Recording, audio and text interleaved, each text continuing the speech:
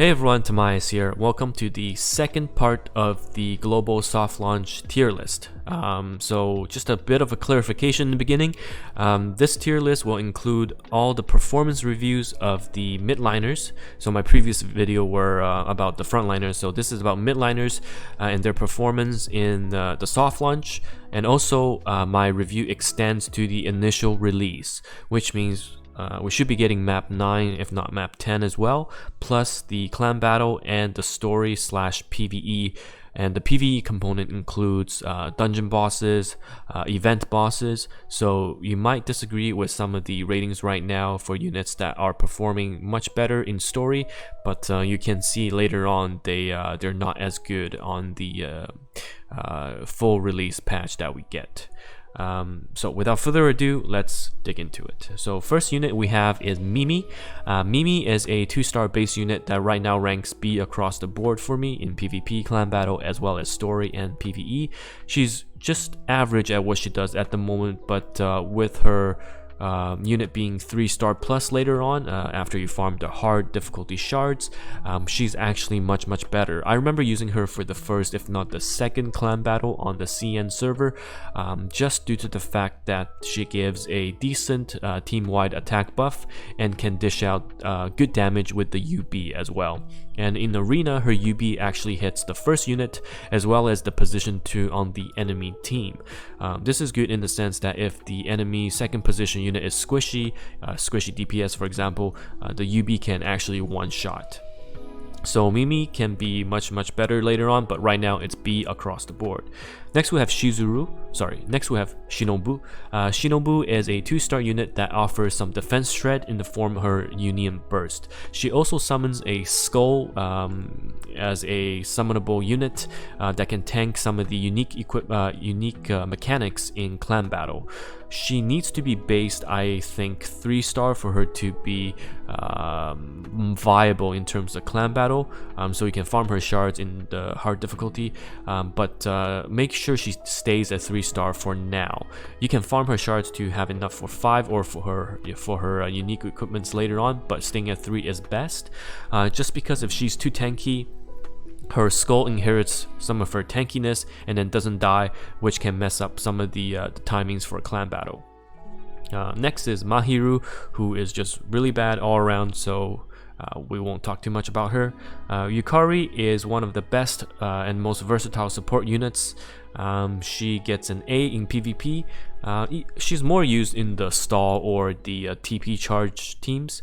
And then for clan battle, she's A as well, a bit defensive, but sometimes you do need that against bosses, especially the magic shield. AoE magic shield can be helpful against some of the magic bosses. And then for story PvE, she gets an S. She's used in dungeons as well as some event bosses and map pushing. So definitely one of the key units, and you can get her coins easily from the dungeon shop, so better to start early. She just needs to be at 3-star for now. No need to push higher. Again, same with the reasoning for some of the other units. High stars for support units means less frequent union bursts, so keep them at 3 stars for now. Next is Monica. Monica is a premier PvP unit, so she gets SS in that regard. The speed boost makes a huge difference in PvP, and she outputs decent damages as well. For clan battle, she ranks A. There are some uses in clan battles for her, mostly as the last hitter for the team, because she speeds up everything so people get their skills out faster, and that gives you more seconds as compensation, which I'll go into detail in my clan battle videos, but just know that she is used in clan battle sometimes as the last hitter team support. In terms of story and PvE, unfortunately it's a B. She's not bad at what she does, but there are better units out there. You can get her coins from the arena shop, so it's a toss-up between Tamaki 3-star or her at 3-star.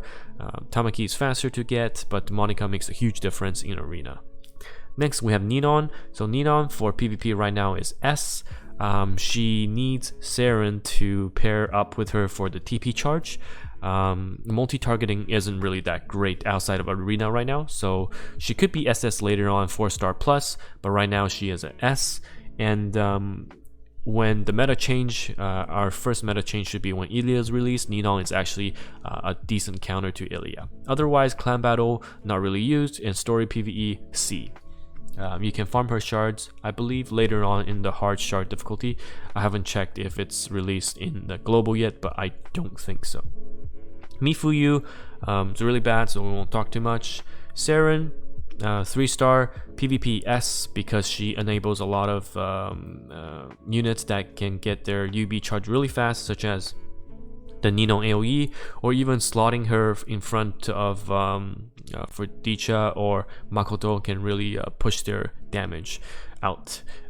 She's also used for Tamaki to skip some of the taunts. For example, Tamaki with Saren can be much faster and get the UB out before taunts such as Kuka and Nozomi interrupts.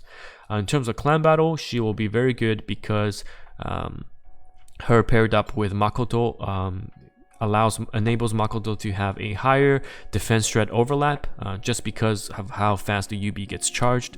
So S rank for clan battle. I would even consider SS just because of how much enables Makoto, but that's depending on another unit. For story and PvE, I would say A, if not B. A, I think is being a bit kind to her. She has decent AoE and again enables some units that have good UBs, but by herself she's still hits pretty hard and it's decent. You can get her hard shards early, and remember to farm starting day 1. So for those of you that don't have Saren, you should have her by the time the official release happens.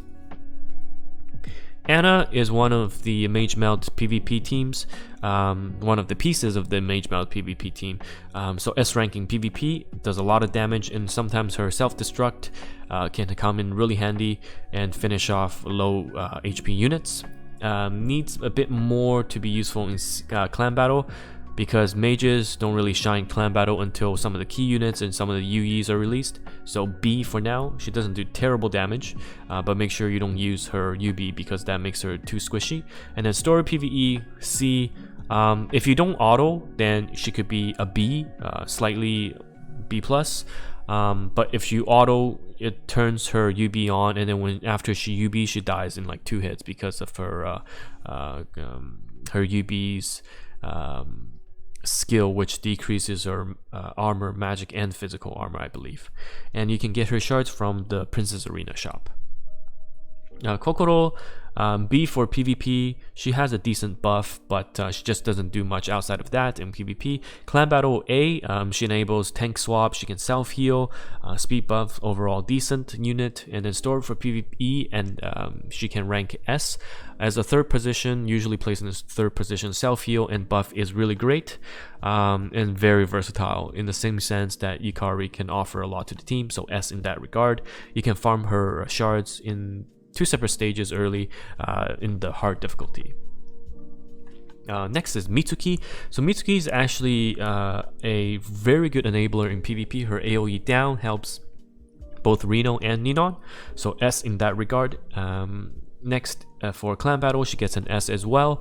Her defense down is fantastic and times well with the union burst of Shiori. And also, if you manual Suzuna, they're going to be great partners too. So she'll definitely see play in the first few clan battles. Story PvE wise, B at most, I think. Leaves a lot more to be desired for. She's AoE, and again, AoE isn't that good compared to single target when we just go through one by one in terms of the story, as well as bosses, which are usually single target fights. You can get her coins from the dungeon shop, so starting her up is quite easy, and she'll be definitely great in PvP and PvE, on the clan battle side only though. Akari, so she is a mage debuffer. She's very helpful in enabling the mage melt teams. So A for PvP, you can run the mage melt without her, so she's not a centerpiece. But for clan battle, she's a B right now. Until she gets 5 stars, you're not gonna see that much of gameplay from Akari. And again, mages aren't gonna be prevalent until later pieces are introduced. So B for clan battle, and then B for story and PvE. Just again, lifesteal is a niche skill right now. Can help in some aspects, but there are better units out there for PvE at the moment. So Dungeon Shop is where her coins are, and you can farm her really quick. Yuri, 1-star base. PvP, if you can get her to 4 or 5 stars, she'll actually be S rank. Otherwise, at 1 star, she's just gonna be B. For clan battle, she's a B. Again, you need high star for high damage, but mages don't really shine at the moment. And then for story and PvE, C. Her skill makes her take too much damage. She damages herself to boost her magic attack, so not really viable there. And her coin is from clan shop, so whales will need to emulate her out for S rank, and that makes it even more difficult.